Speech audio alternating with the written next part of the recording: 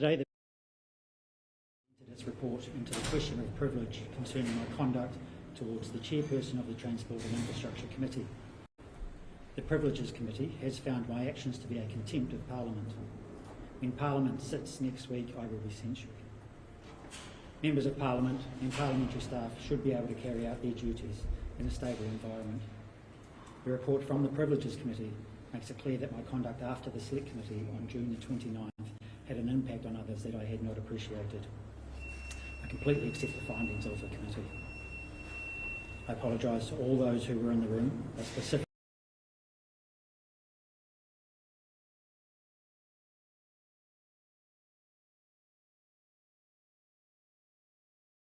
threatening, as this is not at all in my nature, and I've enjoyed working constructively with MPs from across the House. Obviously, in this instance, I've fallen short of my own expectations and the expectations of this House. No one should feel threatened in their workplace, and it was certainly not my intent to threaten Mr. Halbert. Regardless, my conduct was not appropriate and it should not have happened. I would also like to apologise specifically to the Select Committee staff, who do a wonderful job for us all. I'd like to thank the many MPs that have offered their support through this process. And finally, I'd like to extend an apology to Chris Luxon and my national colleagues, as well as my constituents in the Waikato. Tim, are you fit to be an MP? Yes, I believe so. Why? I've been working hard for my constituency, representing the Waikato, and I look forward to continuing to do that. MPs don't behave in this way. This, as I've said, was not in my nature, and I've apologised for that behaviour. Did you consider resigning at any point over this? No, I didn't. I've reflected on it, and as I said, that wasn't appropriate, and I've apologised for that. How does it make you feel? So look, at the start, as I said, I didn't understand the impact of my conduct. Having seen the report now, I absolutely do, and so I've apologised for that. Reading that report and looking at the Select Committee staff who are thinking about calling security on you, how does that make you? Look, as I said, I didn't understand the impact of my actions at the time. Now, having read that report, I apologise for that.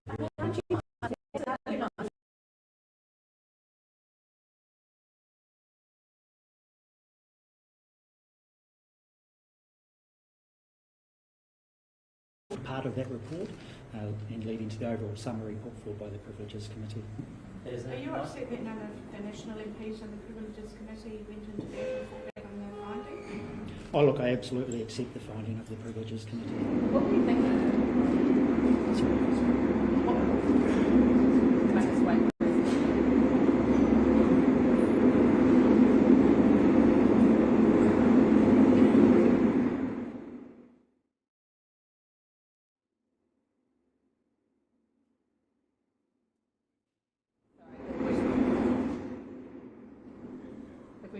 What were you thinking? Oh look, I've clearly got it wrong in this instance, and I've apologised for that. In hindsight, my behaviour wasn't appropriate. But what was going through your mind? How did this happen? Tell us how this happened. Oh look, I'm not going to get into the details of the ins and outs of it, but it's clear that the report has found my behaviour was unacceptable, and I totally accept it. Would this then been avoided if you just apologised the first time that Shannon Halbert tried to resolve this? Yes, in hindsight. You regret not apologising to him when he first tried to resolve this? Yeah, sure. Like, I mean, as I've said, I didn't understand the impact of my actions at the time. Now I do, and I've apologised. Could you explain what happened the second, in his second attempt to resolve this with you? He said that he wrote to National Flip and flagged it then. Were you involved in that process, and do you know what happened during that process? So, yeah, so look, obviously at that time, that was in the early stages, and I didn't believe that my actions had led to that impact, and so obviously I didn't understand the context of those thoughts, but clearly in hindsight I should have looked. Did you think he was playing politics? What happened when he wrote to the Whip? Did the Whip come and speak to you? Was it flagged with Mr. Luxon, and did Mr. Luxon speak to you about what happened? Oh, so look, I won't get into all the details of what's happened. Obviously the reality as we're here now, it was unacceptable, and I've apologised. What are you doing from this? Beg your pardon? What are you doing to learn from this? So look, I'm committed to helping or trying to improve from this. I will be seeking some coaching to try and find out any areas that I can improve, but ultimately I am committed to not repeating this sort of mistake. As I say, I'm horrified that my behaviour has been perceived as threatening. It's certainly not in my nature. Hang on one second, because you say you're horrified. It was perceived as threatening. It's been found as threatening. It's not about perception. It literally was threatening. Do you acknowledge that? Yes, yeah, absolutely. As I say, I completely accept the findings of the report. Is it There's a good- line, it's there's a good line, less there's a than- line of the report that suggests that you had a difficult personal circumstances. Was there anything mitigating factors at the time leading up to this threatening act?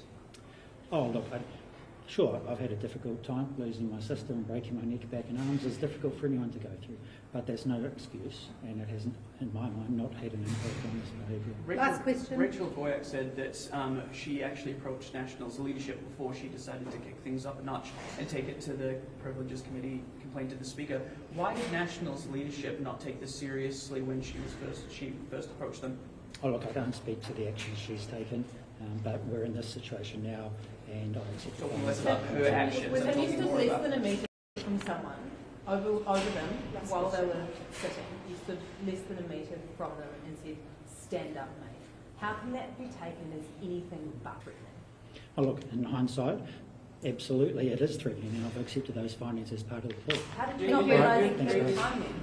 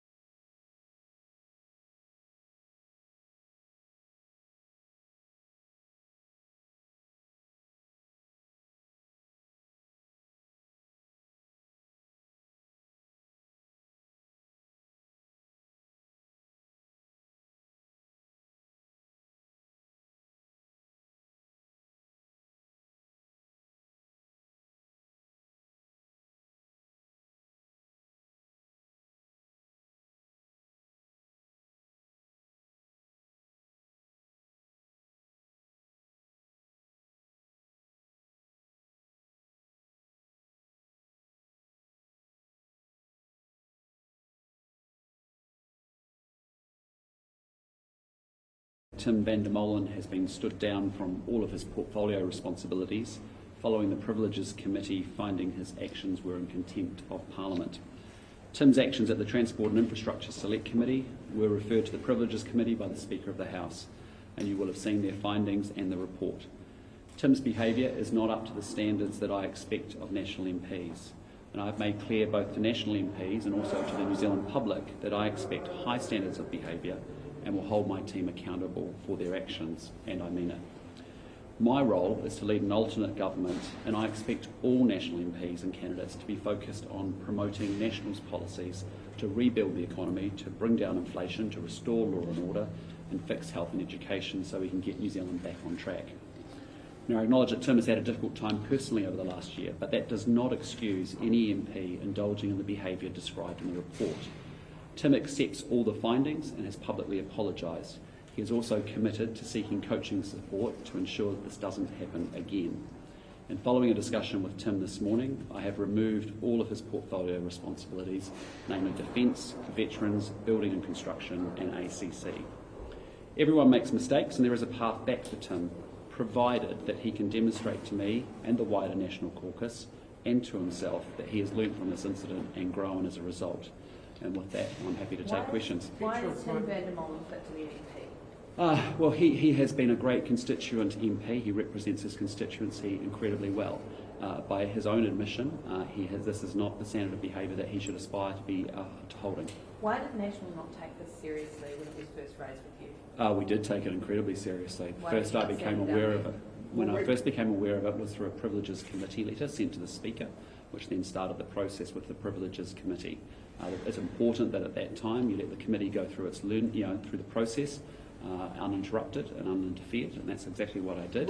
And we now have a full report and a full set of findings. Rachel Boyack said that she brought it up with National's leadership before it got to that point. Is that true? I'm not aware of that, no. The first I became aware of it was receiving a letter from Rachel Boyack, or being copied on a letter that went to the Speaker, actually asked as a Privileges complaint letter that then kicked the whole process off.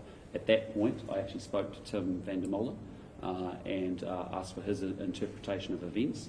He felt there were some aspects of that he had a different recollection of the incident, but quite rightly and quite appropriately, the Privileges Committee went ahead and did its work, and most importantly, actually the findings of that report are fully accepted by me and also by Tim. So you had no inclination that anything was going on until you got that letter? That was the first I heard of it, was the letter that I received. That was actually the Privileges complaint letter to the Speaker.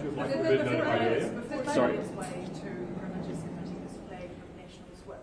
National's whip didn't flag this with you? Our whip and Tim had an engagement and discussion of the incident, and the whips from both parties, as I understand, had an engagement as well. And they thought, there was some form of resolution emerging there. The reality was clearly that wasn't the case, because on the 25th of July we then received the Privileges complaint letter that obviously kicked the process into Privileges Privileges Committee, and as a result ended up doing the report in the independent barrister investigation that subsequently took place. So that's not what Labour says. Labour says that it was flagged in National's whip and National didn't take it seriously. I think we've taken it incredibly seriously. As soon as I saw the letter, I actually engaged with Tim van der Molen immediately. I then respect the process of the Privileges Committee. That report has come out today. The decision has come out today, and I'll be formally notified on Tuesday.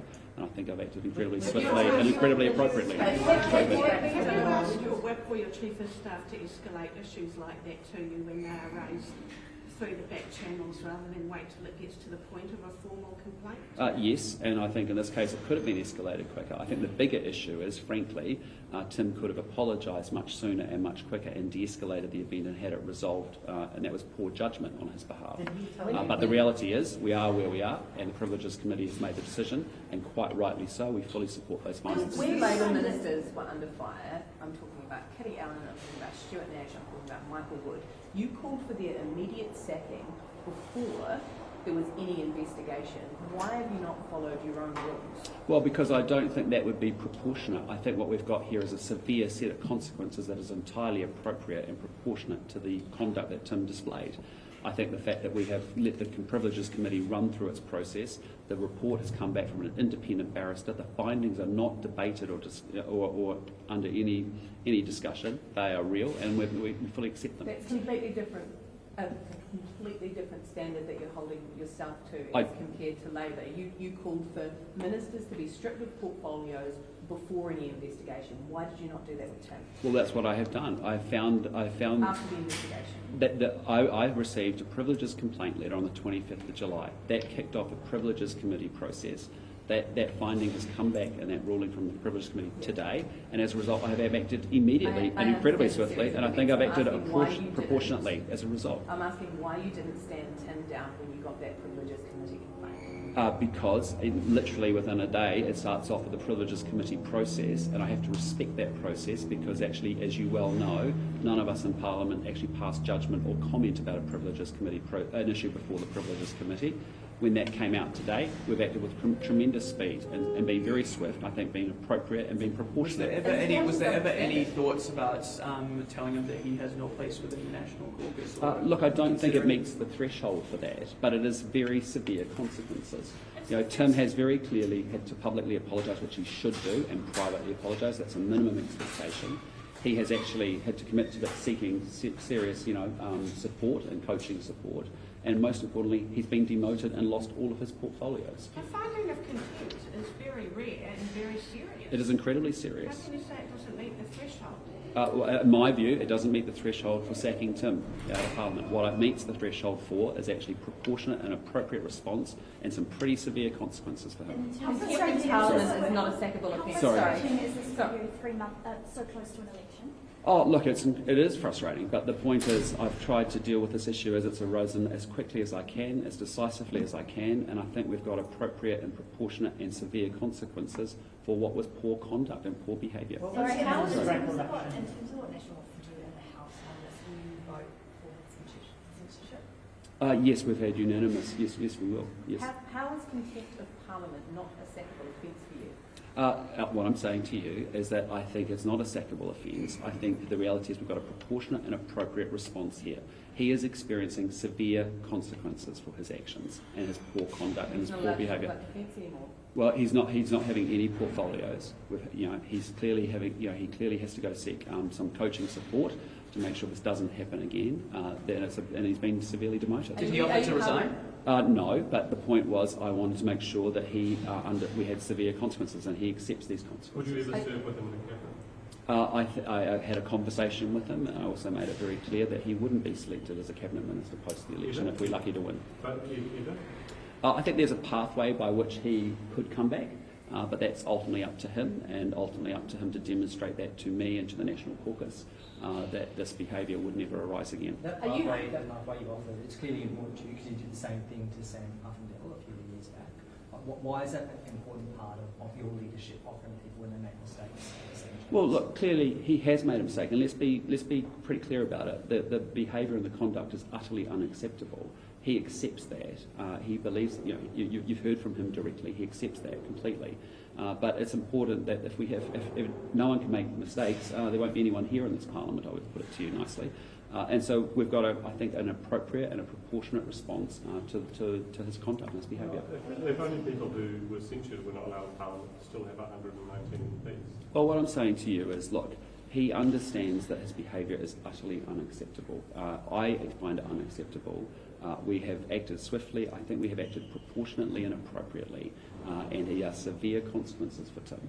He is not going to be a minister in the next government. He has lost his portfolios, and he needs to undertake coaching support in order to be able to make sure that he can reassure us that this would never happen Are you again. actually seriously considering him as a? Are you seriously considering him? Again, not going to get into cabinet considerations. I was just making it clear to him. When you his spoke position. to- Do you think he does genuinely accept he's done wrong when even in his statement in the House today he said that his recollection was different, basically saying, I don't think the story is right. I fully accept. I've spoken with him. I understand his contrition. I think it's been a genuine and sincere apology. Do you think Absolutely. that line in his comments in the House today was inappropriate?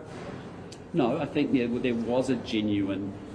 Initially, he didn't understand the full impact of his conduct actually on the impact that it had on others, and it wasn't until he actually read the full report or the drafting reports that he actually started to understand that, and he was very serious about that. He was speaking in present tense that he says that he still believes that his recollections are different to how it has been reported, so he's still not accepting that how it played out. I disagree completely. He fully accepts the findings of that report unequivocally. Would you Would you Sorry. consider if When someone taking the stood issue with the way that Labor raised and explained this issue and point, would you prefer they did it differently? Do you have taken any issues there? Look, we are where we are. The reality is it's serious misconduct and poor behaviour. It's not acceptable to me.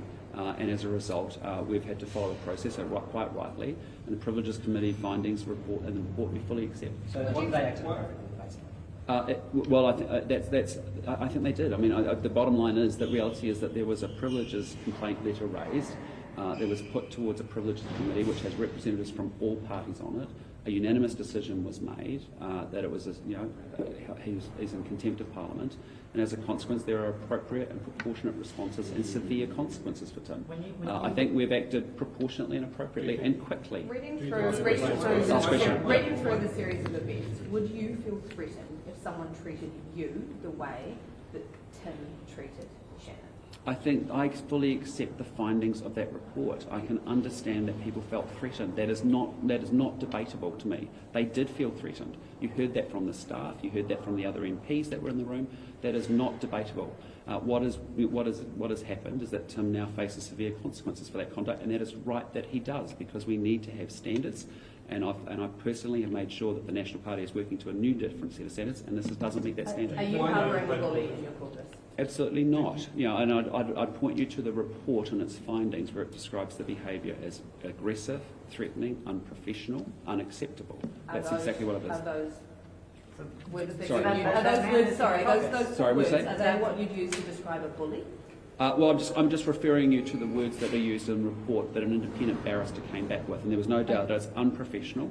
It's actually threatening behaviour, and it was hostile and aggressive, and hostile and aggressive. Is that bullying? Those are the words that were used in the report, and that's what I'm sticking with. When you spoke with Tim, when you first received that complaint, the Privileges Committee complaint, Yes. Was his attitude basically that Labour was playing politics? No, absolutely not. No, he took it very seriously, and he realised it was a serious matter. And in fairness, he had recognised that from the beginning. He had a different set of recollection of the events and the incident. It wasn't until there was an independent barrister's report that quite rightly engaged all the players and all the people that were in that room at that time that he realised the impact of his behaviour had on others, and that's entirely. And I think that's what he's recognised, and that's what he's apologising for. Sorry. Any other complaints raised about Tim Molen's behaviour, either by staff or other people, whether formally or informally? No.